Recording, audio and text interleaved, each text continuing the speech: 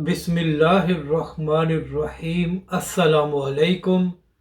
मैं हूं अली असगर और आप देख रहे हैं मेरा यूट्यूब चैनल। किरण नाज ने फवाद चौधरी को आईना दिखा दिया। तहरीक लब्बैक पाकिस्तान को दहशतगर्द जमात कहने वाले खुद एक्सपोज हो गए। इस वीडियो में हम इसी के मुतालिक बात करेंगे।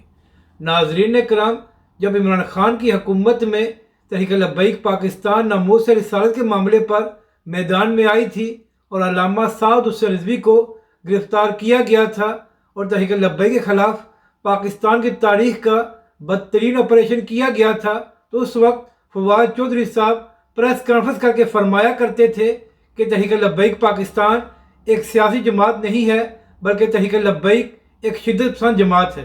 तो नाज़रीन कराम, आप मकाफ़ात अमल देखें कि जिस तरह फवाद चौधरी तहरीक लब्बैक पाकिस्तान और अल्लामा साद हुसैन रिजवी पर इल्ज़ाम लगाया करता था, ठीक आज उसी तरह मरियम नवाज़ और राना सनाउल्लाह वगैरह भी PTI को शिद्दत पसंद और दहशतगर्द जमात कह रहे हैं। तो इसी हवाले से किरण नाज साहिबा जो समा न्यूज़ पर अपना प्रोग्राम करती हैं, उन्होंने बात करते हुए फवाद चौधरी का वो क्लिप चलाया जहां पर वो तहरीक लब्बैक पाकिस्तान पर इल्ज़ाम लगा रहे थे। तो उसके बाद किरण नाज साहिबा ने मरियम नवाज़ का भी क्लिप चलाया जहां पर वही इल्ज़ाम वो PTI और इमरान खान पर लगा रहे थे। यानी कि नाजरीन कराम, अब पाकिस्तानी मीडिया भी फवाद चौधरी और PTI वालों को आईना दिखा रहा है कि जो कुछ आपने तहरीक लब्बैक के साथ किया था और जिस तरह आप तहरीक लब्बैक पाकिस्तान पर इल्ज़ाम लगा रहे थे, अब वही इल्ज़ाम आप पर भी लगना शुरू हो गए हैं। तो नाजरीन कराम, इसी को मकाफ़ात अमल कहते हैं।